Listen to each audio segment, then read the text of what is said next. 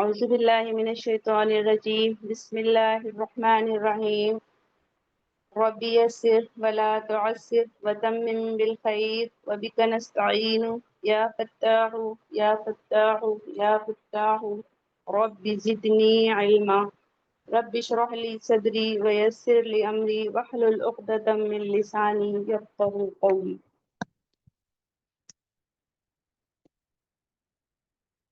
سورۃ العادیات۔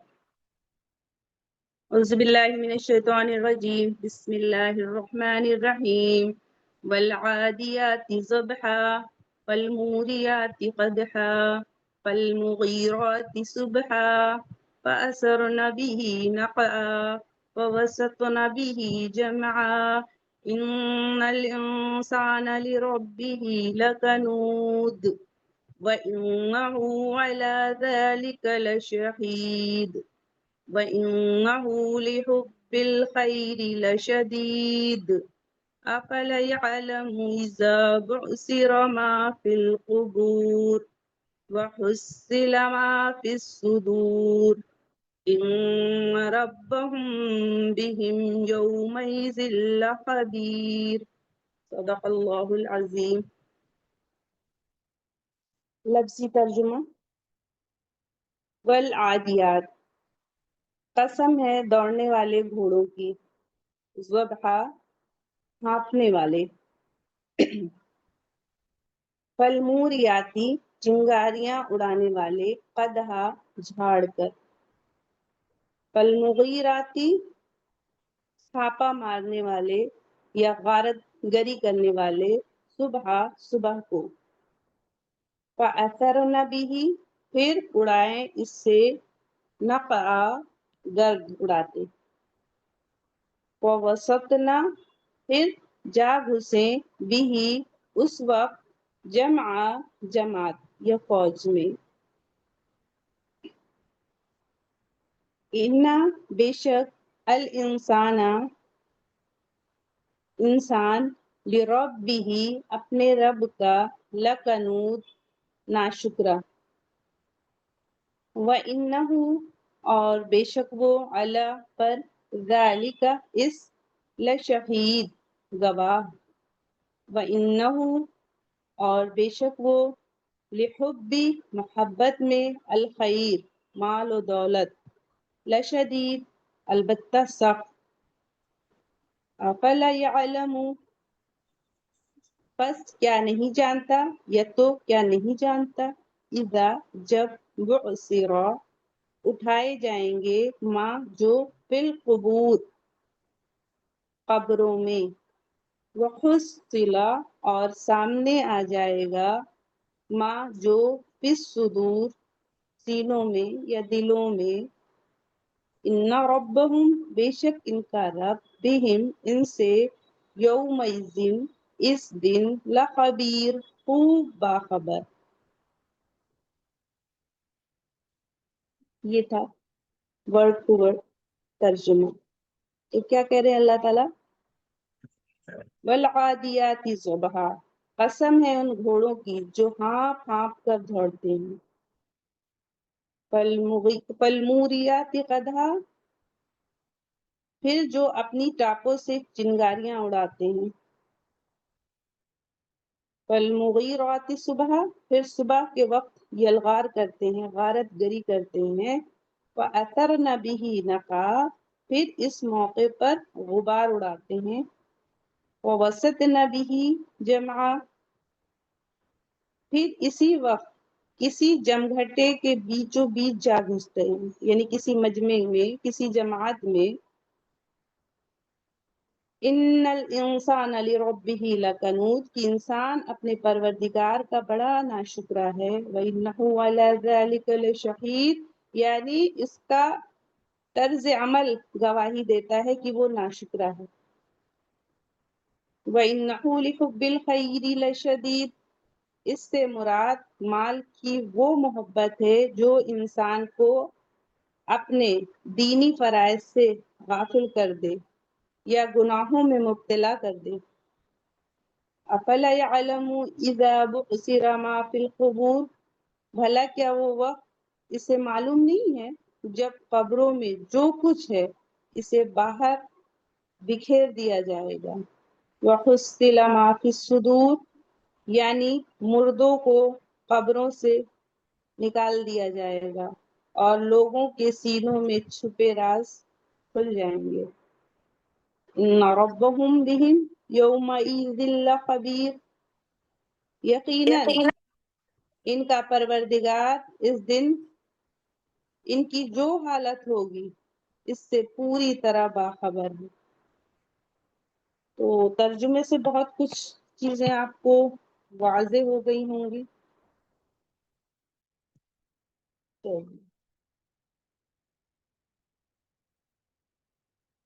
سورۃ العادیات، عادیات کا معنی ہے تیز دوڑنے والی۔ یہ مکی سورہ ہے۔ مصحف میں اس کا سیکوینس 100 نمبر پہ ہے، نزول کے اعتبار سے یہ 14 نمبر پہ ہے۔ 1 رکوع ہے، 11 آیات ہیں، 40 کلمات ہیں اور حروف 169۔ اس کا لغوی معنی، لٹرل معنی ہے تیز دوڑنے والی۔ ٹیکنیکل معنی ہے یعنی اصطلاحی معنی ہے عادیات سے مراد جنگی گھوڑے ہیں جو صبح کے وقت تیز رفتار سے دوڑتے ہیں جنگ کے لیے اپنے مالک کے کہنے پہ۔ تو یہ عادیات کا لفظ عین دال واؤ سے بنا ہے۔ ادا یادو ادون، اسی سے اس میں فاعل ہے یہ عادی، اس کی مؤنث ہے عادیتن، اس کی پلیورل فارم ہے جمع مؤنث سالم عادیات۔ تو عربی میں پلیورل کے لیے مؤنث کے صیغے آتے ہیں۔ تو اب یہاں پہ ہم تیز دوڑنے والی ترجمہ نہیں کر رہے ہیں کیونکہ آگے جو صفات آ رہی ہیں وہ کس کی ہیں؟ گھوڑے کی ہیں۔ تو گھوڑے فعیل ہے، حصان ہے، فرس ہے، تو اس میں کوئی مؤنث کی علامت تو ہے نہیں، تو ہم ترجمہ کر رہے ہیں قسم ہے تیز دوڑنے والے گھوڑوں کی، یہ ترجمہ ہم کر رہے ہیں۔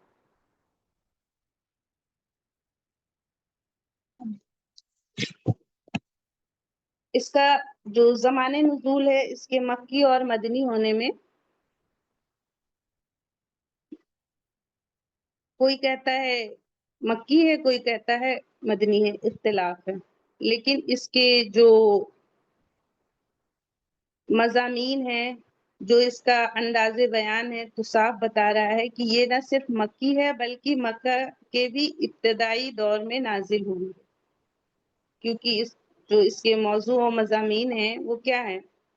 اس کا مقصد لوگوں کو یہ سمجھانا ہے کہ انسان آخرت کا منکر یا اس سے غافل ہو کر کیسی اخلاقی پستی میں گرتا جا رہا ہے، اور ساتھ ساتھ لوگوں کو اس بات سے خبردار بھی کرنا ہے کہ آخرت میں صرف ان کے ظاہری افعال ہی کی نہیں بلکہ ان کے دلوں میں چھپے ہوئے اسرار تک کی جانچ ہوگی۔ اس مقصد کے لیے کہ عرب میں پھیلی ہوئی اس عام بدامنی کو دلیل کے طور پر پیش کیا گیا ہے کہ جس سے سارا ملک تنگ آیا ہوا تھا۔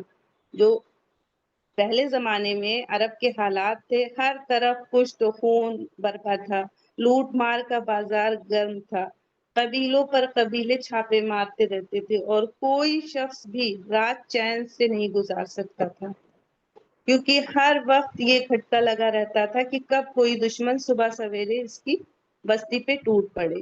یہ ایک ایسی حالت تھی جسے عرب کے سارے ہی لوگ جانتے تھے اور اس کی قباحت کو محسوس بھی کرتے تھے کہ یہ کتنی بڑی پرابلم ہے۔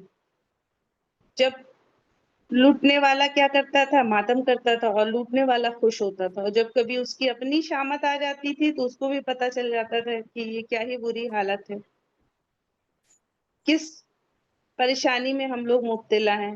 تو اس صورت حال کی طرف اشارہ کر کے یہ بتایا گیا ہے کہ موت کے بعد دوسری زندگی اور اس میں خدا کے حضور جواب دہی ہے، اور اسی کی ناواقفیت سے انسان اپنے رب کا ناشکرا ہو گیا ہے۔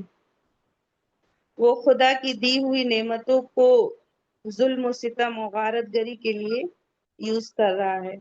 وہ مال و دولت کی محبت میں اندھا ہو کر ہر طریقے سے اسے حاصل کرنے کی کوشش کرتا ہے، خواہ وہ کیسا ہی ناپاک اور گھنونا طریقہ ہو.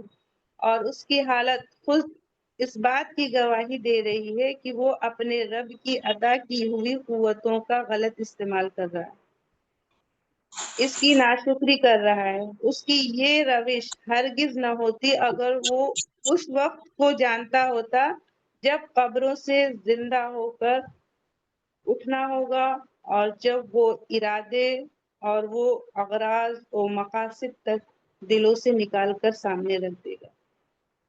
تو اگر اس چیز کا احساس ہو جائے تو پھر انسان بالکل بھی نہیں کرے گا. تو یہ تھوڑا سا اس کی سمری تھی، کس حالات میں کیسے یہ سورہ نازل ہوئی، اس وقت کیا حالات تھے وہاں پہ، کہ کیسا قتل و غارت کا ماحول تھا. چلیے آگے تھوڑا سا اس کو سمجھنے کی کوشش کرتے ہیں. پہلے ابتدائی 5 آیات کا دیکھیے کہ والعادیات ضبحا فالموریات قدحا فالمغیرات صبحا فاثرن به نقعا فوسطن به جمعا. اب آیات کے الفاظ میں یہ تصریح نہیں ہے کہ دوڑنے والوں سے مراد گھوڑے ہیں، بلکہ صرف عادیات. کیا ترجمہ کیا تھا ابھی میں نے؟ قسم ہے دوڑنے والے گھوڑوں کی، فرمایا گیا ہے. تو اسی لیے مفسرین کے درمیان یہ اس باب میں اختلاف ہے کہ دوڑنے والوں سے مراد کیا ہے. صحابہ و تابعین کا ایک گروہ اس طرف گیا ہے کہ اس سے مراد گھوڑے ہیں، اور دوسرا گروہ یہ کہتا ہے کہ اس سے مراد اونٹ ہیں. لیکن چونکہ دوڑتے ہوئے خاص قسم کی جو آواز آتی ہے جسے ذبح کہتے ہیں، وہ گھوڑوں ہی کی شدت تنفس سے نکلتی ہے. اور بعد کی آیات بھی جن میں چنگاریاں جھاڑنے اور صبح سویرے کی بستی پر چھاپا مارنے کی اور وہاں گرد اڑانے کا ذکر آیا ہے، وہ گھوڑوں ہی پر راست آتا ہے.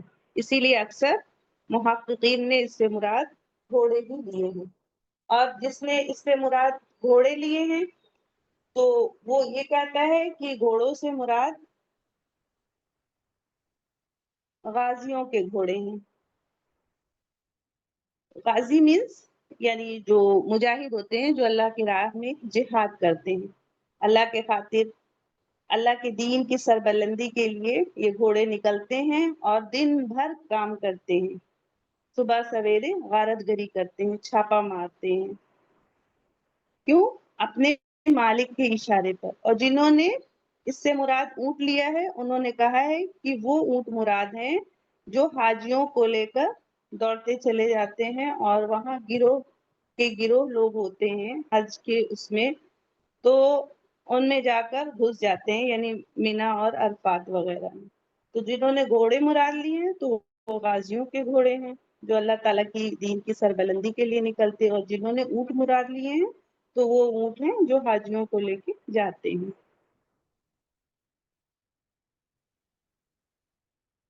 پھر امام راضی کہتے ہیں کہ ان آیات کے الفاظ پکار پکار کر کہہ رہے ہیں کہ مراد گھوڑے ہی ہیں، کیونکہ ذبح کی آواز گھوڑے کے سوا کسی سے نہیں نکلتی. اور یوں بھی ہم دیکھیں کہ ہانپنے والے 2 ہی جانور ہوتے ہیں، یا تو پھر وہ چیز جب کتے ہوتے دوڑتے ہیں ان میں نکلتی ہے، یا پھر تو گھوڑوں میں ہی نکلتی ہے. اور چنگاریاں جھاڑنے کے الفاظ اس بات پر دلالت کرتے ہیں کہ یہ گھوڑے رات کے وقت دوڑتے ہیں، کیونکہ رات ہی کو ان کے ٹاپوں سے جھڑنے والے شرارے نظر آتے ہیں. ٹاپو مطلب ان کے جو سومو کہتے ہیں، یعنی جو نال لگی رہتی ہے. تو گھوڑوں کے جب پتھروں پر ان کے سوموں کے ٹاپ پڑنے سے جو چنگاری نکلتی ہے، تو وہ بات بھی اس بات پر دلالت کر رہی ہے کہ اس سے مراد گھوڑے ہی ہیں، کیونکہ گھوڑے ہی جب دوڑتے ہیں ان کے پیر میں وہ سومو مطلب ہوتا ہے جو آئرن شوز پہنا دیے جاتے ہیں تاکہ ان کے پیر انجرڈ نہ ہو. کیونکہ جب دوڑتے ہیں وہ تو پوری شدت و قوت سے دوڑتے ہیں، تو راستے میں कंकड़ पत्थर कांटे कुछ भी, तो उनके पैर इंजर्ड ना हो इसीलिए उन्हें एक कहते हैं, हम लोग जो सुनते हैं कि नाल ठुकवा दी जाती, तो वो आयरन शूज पहना दिए जाते हैं ताकि वो इंजर्ड ना हो। उसके बाद में फिर आता है कि अहले वो क्या करते हैं, छापा मारते हैं सुबह के वक्त। तो अहले अरब का कायदा था कि जब किसी बस्ती पर उन्हें छापा मारना होता था तो रात के अंधेरे में चलकर जाते थे कि दुश्मन खबरदार ना हो सके, और सुबह सवेरे अचानक उस पर टूट पड़ते थे ताकि सुबह की रोशनी में हर चीज नजर आ सके, और दिन इतना ज्यादा रोशन भी ना हो कि दुश्मन दूर से उनको आता देखकर और मुकाबले के लिए तैयार हो जाए। तो सुबह के वक्त छापा मारने से क्या मुराद है कि वो मतलब रात घोड़े कितने अपने मालिक के वफादार हैं कि जब उनसे मालिक कहता है चलने को तो वो हाँफ हाँफ कर दौड़ते हैं, और इतनी तेज दौड़ते हैं पलमूरियात कदहा की चिंगारियां झड़ती हैं। फिर क्या करते हैं, फलमुगीरात सुबह, और सुबह के वक्त गारतगरी करते हैं, छापा मारते हैं।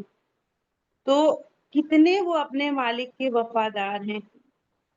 अल्लाह ताला कसम खा के हम लोगों को ये बता रहे हैं कि घोड़े अपने मालिक के कितने वफादार हैं कि अनथक मेहनत करते हैं, कभी नहीं थकते हैं।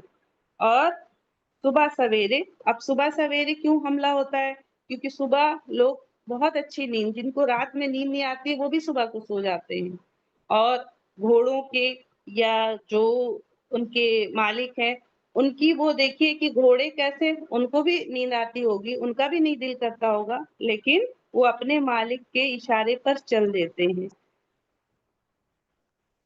उसके बाद आगे आता है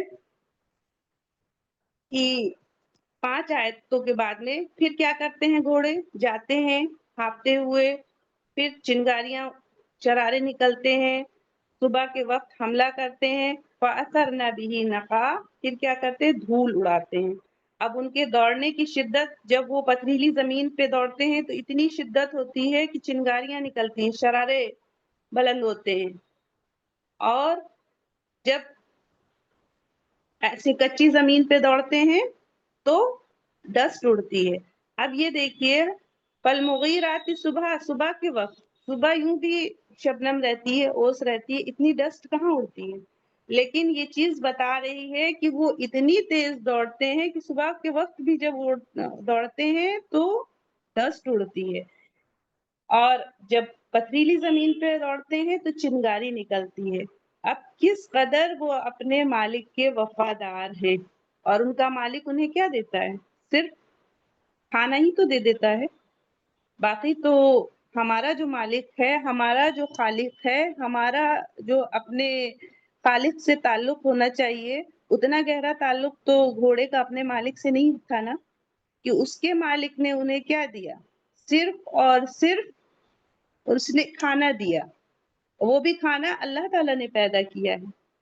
और हमारे खालिक ने क्या नहीं दिया हमें, जमीन आसमान चांद सूरज शजर हजर सितारे सैयारे समंदर, ये इवन ये जो जानवर दिए हैं वो भी हमारे लिए हैं, उसका हम गोश्त खाते हैं, उसका उससे कपड़े बनते हैं, और उससे दूध मिलता है, बहुत सारी हर कितनी चीजें तो जानवर से ही हम लेते हैं, तो हर कुछ लिया। लेकिन फिर आगे अल्लाह ताला बता रहे हैं ये 5 आयतों के बाद कि कैसे जो घोड़ों की सिफात है कि कैसे दौड़ते हैं, सुबह के वक्त करते हैं। आज हमारा क्या हाल होता है सुबह का, हमारी आंखें नहीं खुलती है, हमें तो बुलाया जाता है कि नमाज सोने से बेहतर है तो हम और ही सो जाते हैं। तो हमें अपने आप को चेक करना है। अल्लाह ताला कसम खा के कह रहे हैं फिर आगे, और अब आगे 6 नंबर आयत में ये बात आ रही है कि जिसलिए कसम खाई गई है कि इन्नल इंसान लिरब्बिही लकनूद व इन्नहु अला ज़ालिका लशहीद व इन्नहु लिहुब्बिल खैरि लशदीद। अब ये वो असल बात है, ये वो बात है जिस पर उन घोड़ों की कसम खाई गई है। और ये बात भी है कि अल्लाह ताला को ये वो है कि वो कसम खा सकते हैं, बट इंसान को ये अख्तियार नहीं है कि वो किसी और की कसम खाए, हमें सिर्फ अल्लाह ही ताला की कसम खाना है। تو اب آگے یہ بات آ رہی ہے کہ ان الانسان لربہ لکنود، یہ وہ بات ہے جس پر ان گھوڑوں کی قسم کھائی گئی ہے جو رات کو ہانپ ہانپ کر دوڑتے ہیں، چنگاریاں جھاڑتے ہیں، پھر صبح سویرے غبار اڑاتے ہیں اور کسی بستی میں جا کر گھس جاتے ہیں، جہاں ان کا مالک لے جانا چاہتا ہے وہاں چلے جاتے ہیں اور مدافعت کرنے والوں کی جماعت میں گھس جاتے ہیں۔ اب تعجب اس بات پر ہوتا ہے کہ جو گھوڑے ہیں وہ اپنے مالک کے کہنے پہ اتنا کچھ کر جاتے ہیں، اور ہم اپنے مالک کے کہنے پہ کیا کیا کرتے ہیں، تو ہمیں اپنا محاسبہ کرنا چاہیے۔ اور یہ جو سینٹنس ہے کہ ان الانسان لربہ لکنود، اب اس میں اگر ہم دیکھیں تو کتنی تاکید اللہ تعالیٰ لے کے آئے ہیں۔ ایک تو انا کی تاکید ہے، انا کا ترجمہ کیا کرتے ہیں ہم لوگ، بے شک، پھر اس کے بعد میں آ رہا ہے لکنود، پھر لام تاکید بھی ہے، پھر کنود کا لفظ آ رہا ہے کہ بہت بڑا ناشکرا ہے۔ جیسے کنود غفور کے وزن پہ لے لیجئے تو غفور کا ہم لوگ کیا کہتے ہیں، اللہ تعالیٰ غفور الرحیم ہے، بہت بخشنے والا ہے، تو یہ مبالغے کا صیغہ ہے۔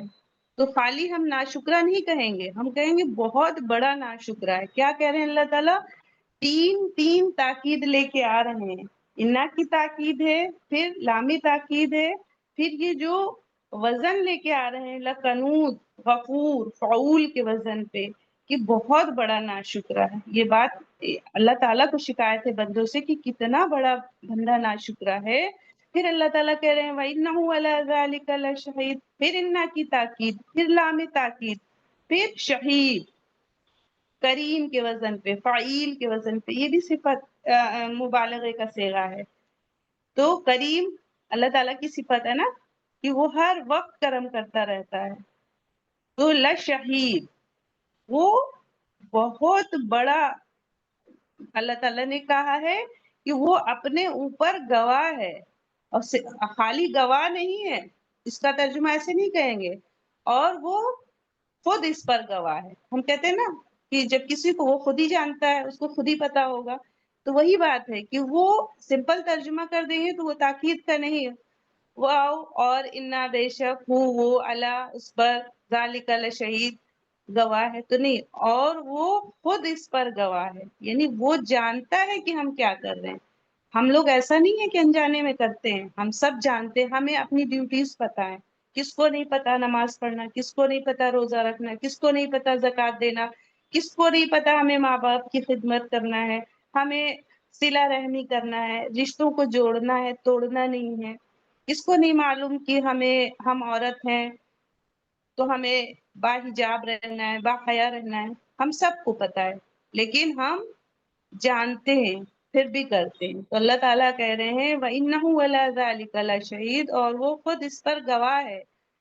پھر کیا کریں اللہ تعالیٰ وَإِنَّهُ لِحُبِّ الْخَيْرِ لَشَدِيدٌ، اب اصلی بات یہاں پہ آ گئی کہ یہ دو سینٹنس بولے اللہ تعالیٰ، پھر اس کا وہ بتا رہے ہیں ریزن کیا ہے، بات کیا ہے، مشکل کیا ہے، پریشانی کیا ہے، کہ یہ سب کیوں انسان کر رہا ہے، کیونکہ وہ مال کی محبت میں بری طرح مبتلا ہے۔ پھر انا کی تاکید، اس کے بعد پھر لام تاکید اور شہید لشدید، تو شدید پھر اسی مبالغے کا صیغہ کہ وہ بہت سخت ہے، بری طرح، جیسے کریم کے وزن پہ بہت زیادہ، جیسے شہید ہے ویسے ہی شدید ہے، مبالغے کا صیغہ۔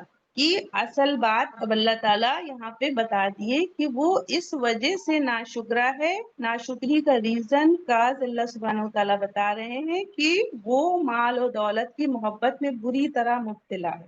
اسی لیے اب مال و دولت ہی ہمیں نافرمانی پہ ابھارتے ہیں، کیونکہ مال و دولت ہی ہماری خواہشات کو پانے کا ایک ذریعہ ہے۔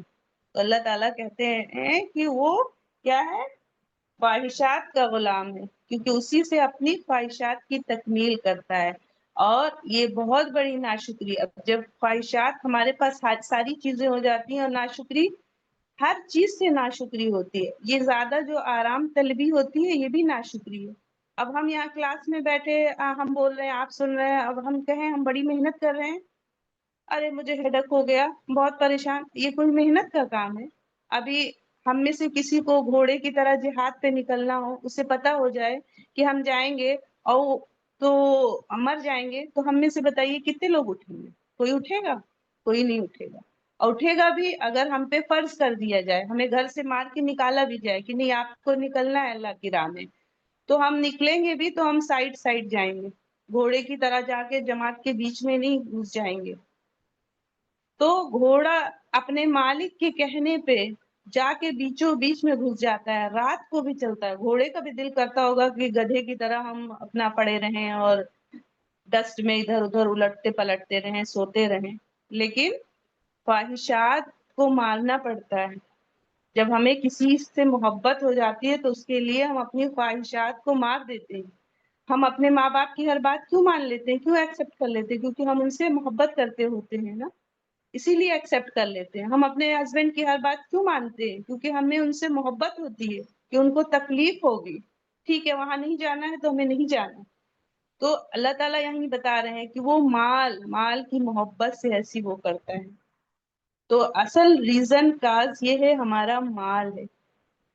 تو ہم سب کو یہ غور و فکر کرنا چاہیے کہ یہ مال آزمائش ہے, اور اللہ تعالیٰ نے کیسے گھوڑوں کی مثال دی, یہ انتھک محنت کرتا ہے اور کبھی نہیں اف کرتا ہے جہاں اس کا مالک اشارہ.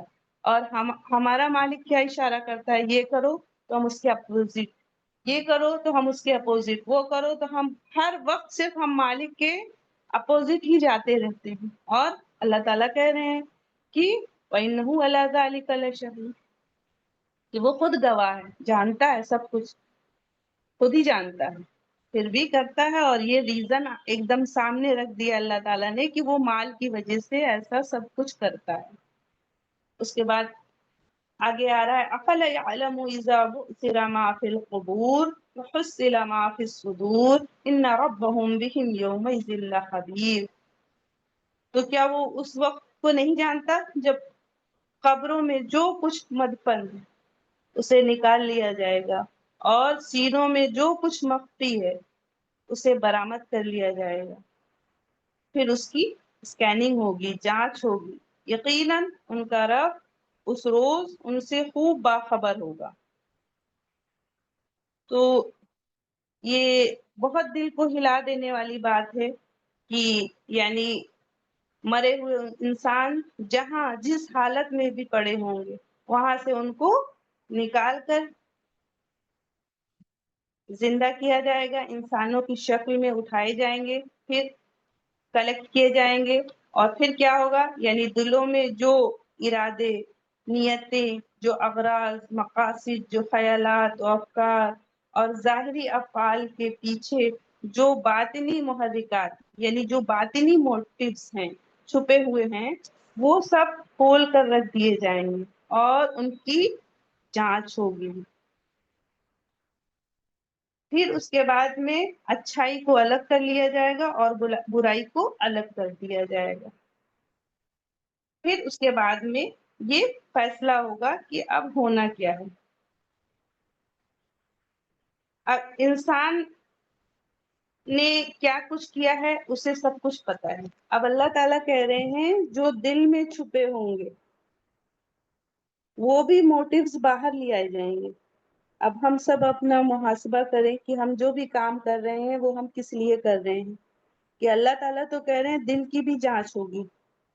اور دنیا میں اس ایسا تو کوئی انسٹرومنٹ نہیں ہے جو دل کی جانچ کر کے بتا دیں. اب سپوز ابھی یہ قرآن کی کلاس چل رہی ہے, ہم لوگ اتنا اس میں انوالو ہیں, اب ہمارا اندر کا ارادہ کیا ہے کہ ہم اس سے خوب سارے پیسے کمائیں گے, یا ہم اس سے لوگوں کو اس لیے موڑیں گے تاکہ لوگ برائی کو چھوڑ کے اچھائی کو اڈاپٹ کریں.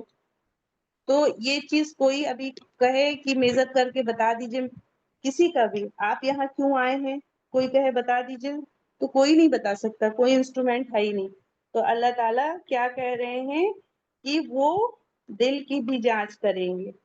تو ہمیں اپنا محاسبہ کرنا چاہیے کہ ہم جو بھی کام کر رہے ہیں اللہ تعالیٰ کے لیے کر رہے ہیں یا پھر ہمارا کچھ اور مقصد ہے، کسی اور مقصد کے لیے ہم کر رہے ہیں۔ اور گھوڑے سے ہمیں سبق لینا چاہیے کہ وہ کس قدر اپنے مالک کا وفادار ہے، جبکہ اس کے مالک نے صرف کیا دیا ہے، اسے کھانا دیا ہے اور وہ اشارے پہ ناچتا ہے۔ اور ہمارے خالق نے ہمیں کیا کیا دیا ہے، اس میں سورہ ابراہیم میں اللہ تعالیٰ نے کیا کہا ہے، فَآتَاكُم مِّن كُلِّ مَا سَأَلْتُمُوهُ وَآتَاكُم مِّن كُلِّ مَا سَأَلْتُمُوهُ وَإِن تَعُدُّوا نِعْمَةَ اللَّهِ لَا تُحْصُوهَا إِنَّ الْإِنسَانَ لَظَلُومٌ كَفَّارٌ۔ اور تم نے جو کچھ مانگا اس نے اس میں سے جو تمہارے لیے مناسب تھا تمہیں دیا، اور اگر تم اللہ تعالیٰ کی نعمتوں کو شمار کرنے لگو تو شمار بھی نہیں کر سکتے۔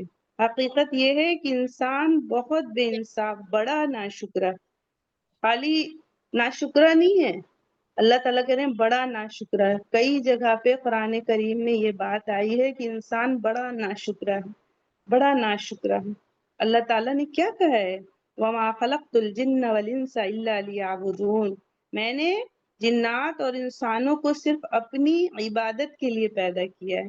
تو جب مجھے یہ بات پتہ چل گئی کہ ہم اللہ تعالیٰ کی عبادت کے لیے آئے ہیں تو پھر کیوں ہم الٹے چلے جا رہے ہیں؟ ہمیں سوچنا چاہیے، ذرا سا ایک سیکنڈ کے لیے صرف رک کے ہم سوچ لیں تو ہماری آنکھیں کھل جائیں گی۔ اور پھر کاز ریزن اللہ تعالیٰ نے بتا دیا ہے کہ وہ مال و دولت کی محبت میں بری طرح مبتلا ہے، یہی چیز ہمیں اللہ کے غلامی سے روک رہی ہے۔ اسی چیز کی وجہ سے ہم اللہ کے بندے نہیں بن پا رہے ہیں۔ عبد مینس ہوتا ہے بندہ، غلام، جو اپنے مالک کے کہنے پہ چلے نہیں، دوڑ کے آ جائے۔ جیسے گھوڑے ہیں، وہ کیسے ہیں، دوڑتے ہیں، اتنی تیز دوڑتے ہیں کہ وہ ہانپتے ہیں، چنگاریاں نکلتی ہیں، ڈسٹ اڑتی ہے، اور پھر ایسے نہیں ہم لوگ کی طرح کنارے کنارے جا کے بیچ مجمع میں گھس جاتے ہیں۔ ہم میں سے کتنے لوگ دوڑتے ہیں؟ اب جنگ احد کا واقعہ لے لیجئے، کیسے صحابہ کرام گھائل پڑے تھے اور پتہ چل گیا کہ واپس آ رہے ہیں لوگ، پھر سے کھڑے ہو گئے لڑنے کے لیے۔ یہاں ہمارے لیے کوئی جنگ نہیں ہے، کچھ بھی نہیں، خالی گھر میں ہی جنگ لڑنا ہے، نماز پڑھنا ہے 5 وقت، روزہ رکھنا ہے، زکوٰۃ دینا ہے، اپنے شوہر کی اطاعت کرنا ہے، اپنے گھر والوں کو خوش رکھنا ہے کہ جو بھی ہمارے گھر میں ہمارے ماں باپ، بھائی بہن، بچے، شوہر، ہمارے ساس سسر، نندے ہیں، تو کم سے کم جو بھی ہمیں پورے 40 گھر ادھر 40 گھر ادھر جا کے کام نہیں کرنا ہے، صرف اپنے گھر والوں کو ہی خوش کر لیں، یہی بہت بڑی بات ہے۔ تو یہ سب کیوں؟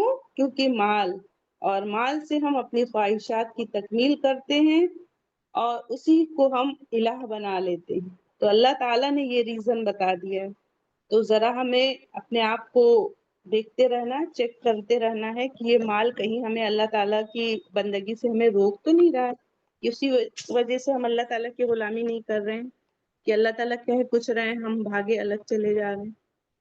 اللہ تعالیٰ ہم سب کو کہنے سننے سے زیادہ عمل کی توفیق دے۔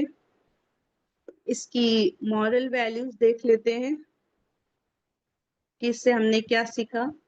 تو فرسٹ پوائنٹ ہے، انسان دنیاوی دوڑ دھوپ میں لگ کر اپنے رب کی نعمتوں کو بھول جاتا ہے۔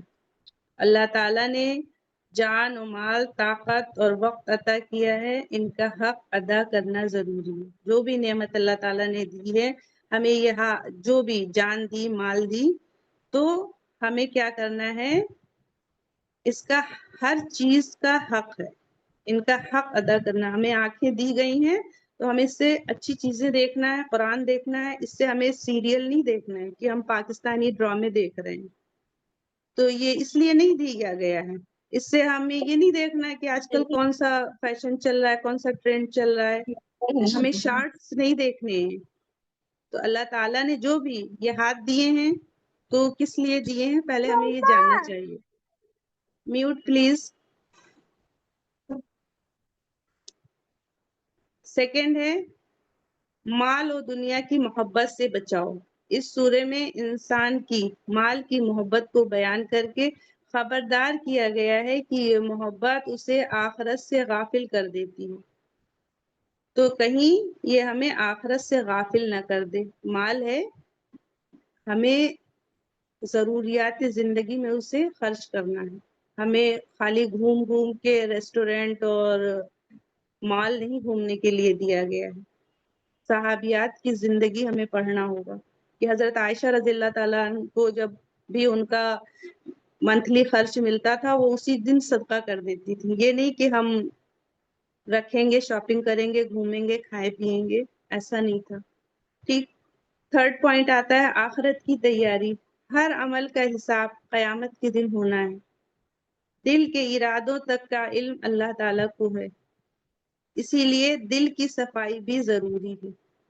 کیونکہ اللہ تعالیٰ نے کہا ہے کہ حُصِّلَ مَا فِی الصُّدُورِ، سینوں میں جو کچھ مخفی ہے اسے برآمد کر لیں گے اللہ تعالیٰ، پھر اس کی جانچ کریں گے. بڑی بڑی پلاننگ چلتی ہے ہر وقت. ہم لوگوں کا دل اب صرف اور صرف پلاننگ میں رہتا ہے. اب یہ ہو گیا ہے تو اب یہ ہو گیا تو وہ، اور اس کی پلاننگ نہیں ہوتی ہے کہ اب ہم کیسی عبادت کریں گے، آنے والی زندگی ہمیں کیسے گزارنا ہے. اس کی پلاننگ نہیں ہوتی ہے، صرف اور صرف دنیاوی پلاننگ چلتی رہتی ہے.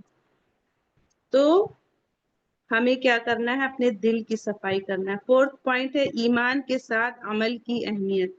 صرف ایمان کا دعویٰ کافی نہیں ہے، نیک اعمال بھی ضروری ہے. خالی ہم کہہ دیں ہم ایمان والے ہیں، مومن ہیں، تو ہم جنت نہیں چلے جائیں گے. ایمان کے ساتھ عمل صالح ضروری ہے. اعمال میں سچائی، انصاف اور دوسروں کا حق ادا کرنا شامل ہے. حقوق العباد ہمیں اللہ تعالیٰ نے کہا ہے نبھانے کو، تو وہ بھی کرنا ہے کہ جس کا جو حق ہے اسے دینا ہے، اور حقوق اللہ بھی نبھانا ہے. ففتھ پوائنٹ ہے قربانی اور وفاداری کا جذبہ. گھوڑوں کی دوڑ اور جان کی بازی لگانے کی مثال دے کر بتایا ہے کہ جب جانور اتنا وفادار ہے تو انسان اپنے رب کے لیے کیوں نہیں. تو ہمیں بھی اپنے خالق کی رضا کے لیے کام کرنا چاہیے. قرآن کیا اشارہ کر رہا ہے؟ اور بے شک انسان مال کی محبت میں سخت ہے. تو ہمیں مال کی محبت کم کرنا ہے. اس کے لیے علماء نے بتایا ہے کہ ہمیں صدقات و خیرات خوب کرنا چاہیے، کیونکہ وہی چیز ہے جو ہم نے اپنے اکاؤنٹ میں جمع کر دی. جو بھی ہم نے صدقات و خیرات کر دی وہ ہم جائیں گے پا لیں گے. باقی ہم مریں گے تو ہم سب یہیں چھوڑ کے چلے جائیں گے، ہم وہاں کچھ بھی نہیں پائیں گے. جو ہم نے صدقات و خیرات کر دیا وہی ہمیں ملے گا وہاں جا کے، باقی کچھ بھی نہیں ملے گا. کہ ہم سوچتے ہیں کتنا اپنی اولادوں پہ لگا دیں، اور وہ اولاد اگر بے نمازی ہے یا دین سے پھر گئی ہے. سب سے بڑا آج کل تو بے حیائی ہے جو فحاشی پھیلی ہوئی ہے، تو ہمیں اس سے کچھ نہیں ملنے والا. تو ہمیں خوب صدقات و خیرات کرنا چاہیے اور اپنے بچوں کو خوب دین سکھانا چاہیے، تاکہ وہ ہمارے لیے عذاب جاریہ نہ بنے. ہم کہتے ہیں ہماری بچی ہماری بات ہی نہیں سن رہی، ہمارے بچے ہماری بات ہی نہیں سن رہے. تو ہمیں ان پہ بھی غور و فکر کرنا چاہیے کہ پورا ٹائم ہم دیں ان کو پڑھائی کے لیے، لیکن کچھ نہیں تو 30 منٹس ہی نکال کے ہم قرآن کو انہیں کہیں کہ میننگ سے پڑھو. حدیث ہے کہ قیامت کے دن انسان کے قدم اس کے رب کے سامنے جما دیے جائیں گے، ہٹیں گے نہیں جب تک وہ 5 چیزوں کا حساب نہ دے دے. اس کی زندگی کہ اس نے کہاں لگائی، پھر اس کی جوانی، کیونکہ جوانی کہاں، اللہ تعالیٰ کو بھی جوانی کی عبادت پسند ہے، تو جوانی کہاں لگائی، پھر اس کا مال کہاں سے کمایا اور کہاں خرچ کیا، اور اس کا عمل، اس پر کتنا علم حاصل کیا اور کتنا عمل کیا. کہ ہم نے جو علم حاصل کیا ہم یہاں سیکھ رہے ہیں تو اس پہ کتنا عمل کر رہے ہیں. اور ہمارے یہاں کیا ہوتا ہے، ہم کہتے ہیں جب بڈھے ہو جائیں گے تو حج کرنے جائیں گے، پھر وہاں سے وہ لے کے آئیں گے کیا، ہدایت، پھر ہم آ کے اچھے کام کریں گے. تو بڈھے ہو جائیں گے تو نہیں، جوانی کی عبادت پسند ہے. ٹھیک ہے ہم نے اپنی جوانی ادھر ادھر لگا دی، تو ہم ایٹ لیسٹ اپنے بچوں کو بھی یہ بات بتا دیں کہ اللہ تعالیٰ کو جوانی کی عبادت پسند ہے. یہ نہیں کہ جوانی میں خوب ہم گناہ کریں گے، پھر جب بڈھے ہو جائیں گے تو ہم اپنا سب صحیح کر لیں گے. تو یہ نہیں. تو ہمیں کیا سمجھ میں آیا؟ Your money and time are gift from God. یہ کیا ہے؟ یہ اللہ تعالیٰ کا تحفہ ہے. The real value is in using their for your life after death. ہمیں یاد رکھنا چاہیے اللہ تعالیٰ نے کہا ہے مال اور وقت اللہ تعالیٰ کی طرف سے امانت ہے. اصل خزانہ یہ نہیں ہے کہ کتنا مال ہے، بلکہ یہ کہ تم اسے آخرت کی تیاری میں کیسے استعمال کرتے ہو. تو ہمیں یہ سوچنا چاہیے کہ ہمارے پاس جو بھی اللہ تعالیٰ نے دے دیا ہے تو اس میں سے ہم کتنا اپنی آخرت کی تیاری کے لیے یوز کرتے ہیں وہ میٹر رکھتا ہے، کیونکہ یہ امانت ہے اللہ تعالیٰ کی. اب اس کے کوشچن آنسر دیکھ لیتے ہیں. پہلے ایک بار ریوائز کریے. سب سے پہلے کیا کیا ہے؟ اللہ تعالیٰ نے گھوڑوں کی قسم کھائی ہے، پھر گھوڑوں کی صفات بتائی ہے کہ وہ کتنے اپنے مالک کے وفادار ہوتے ہیں. پھر تھرڈ پوائنٹ کیا ہے؟ پھر یہ ثابت کیا ہے کہ انسان ناشکرا ہے.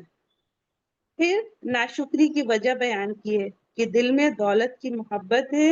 پھر آگے اس دولت کو ختم کرنے کا طریقہ بتایا گیا ہے. کیا بتایا گیا ہے؟ کہ آخرت کا استہزاء، کی آخرت کی کہ وہاں پہ اللہ تعالیٰ جو کچھ بھی ہے سامنے رکھ دیں گے. تو اللہ تعالیٰ نے آخرت کی یاد دلائی ہے کہ ہمیں سب پتہ ہے، ہم سب نکال لیں گے، دل کے اندر تک کی بھی اسکیننگ کر کے نکال لیں گے کہ کیا ہے. تو اس سے ہمیں پتہ چلتا ہے کہ مال کی محبت ہمیں نہیں کرنی چاہیے، اور سارے برے کام صرف اور صرف انسان دولت کے لیے کرتا ہے. حرام، حلال، زنا، برائی، جھوٹ، غیبت، چوری، سب کچھ کیوں کرتا ہے؟ صرف اور صرف ریزن کیا ہے؟ مال ہے. تو اس میں حکم ہمارے لیے بھی ہے. کیا ہے؟ فَفِرُّوا إِلَى اللَّهِ، بس دوڑو اللہ کی طرف. اللہ تعالیٰ نے قرآن میں کیا کہا ہے؟ فَفِرُّوا إِلَى اللَّهِ، بس دوڑو اللہ کی طرف. مال کی طرف دوڑنے کو نہیں کہا، اللہ تعالیٰ نے کہا ہے اللہ کی طرف دوڑو. اللہ تعالیٰ فرماتے ہیں وَالَّذِينَ آمَنُوا أَشَدُّ حُبًّا لِلَّهِ، جو لوگ ایمان لا چکے ہیں وہ اللہ تعالیٰ سے سب سے زیادہ محبت کرتے ہیں.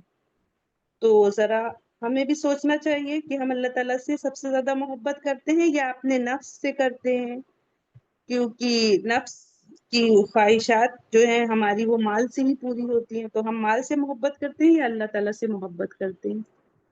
تو یہ آپ کا لاسٹ میں جو ریویژن ہے اس کو ضرور دھیان میں رکھیے گا، اسی لیے میں نے پوائنٹ وائز ریوائز کرایا ہے. بہت ہی اہم سورے ہے.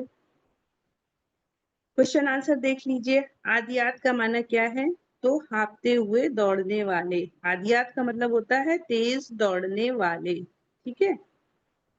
اب چاہے اس کو اگر کوئی مؤنث سمجھ کے تو آپ کہیں گے دوڑنے والی، کیونکہ ہے تو مؤنث ہی کا صیغہ.